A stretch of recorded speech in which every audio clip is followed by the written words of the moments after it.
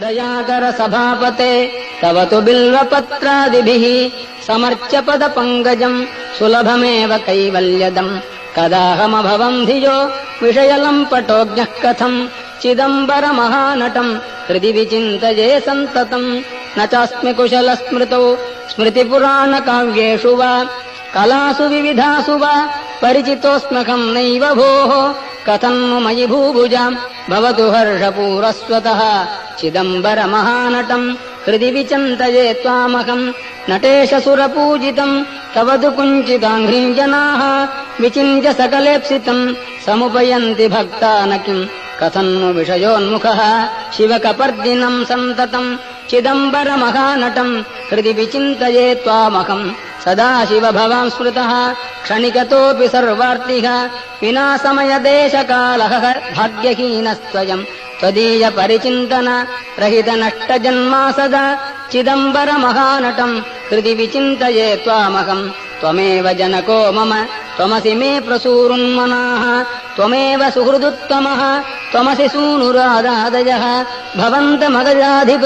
त्रिदश सार्वभौमत्वकम् चिदम्बरमहानटम् हृदि विचिन्तये सन्ततम् नृकण्डुतनयम् पुरा शमनपाशसम्पीडितम् यदीयपदपङ्कजम् शरणमेवावापस्वकम् निहत्य यमुनाग्रजम् शिततमत्रिशूलेन तम् चिदम्बरमहानटम् हृदि विचिन्तये त्वामहम् उमासखचिदात्मकम् तव तु दिव्यरूपम् विभो हृदन्तरनिविष्टमप् अहमपारयन्वीक्षितुम् मुदैव विचरन् बहिर्यपनयम् सकालम् कदा चिदम्बरमहानटम् हृदि विचिन्तये त्वामहम् विमृश्य मयि किल्बिषान् अवधुनोत्ययम् नार्हति प्रकाममतिदुष्टधीः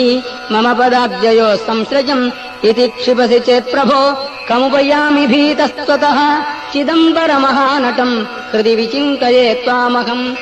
जनाः कतिकचित्रिगो सकलवेदसारात्मकम् पुरातनजनः कृते सुकृतवञ्चयैस्त्वाम् किल समर्च्य कृतिनो न किम् दुरितकृत्कथम् त्वामहम् चिदम्बरमहानटम् हृदि विचिन्तये त्वामहम् पतञ्जलितपः फलम् मुनिजनौघजीवातुकम् प्रपन्नजनकल्पकम् विधिहृदब्जसंवासिनम् सुपूजितमहर्निशम् श्रुतिपथैकनिष्ठैर्द्विजैः चिदम्बरमहानटम् हृदि विचिन्तये त्वामकम्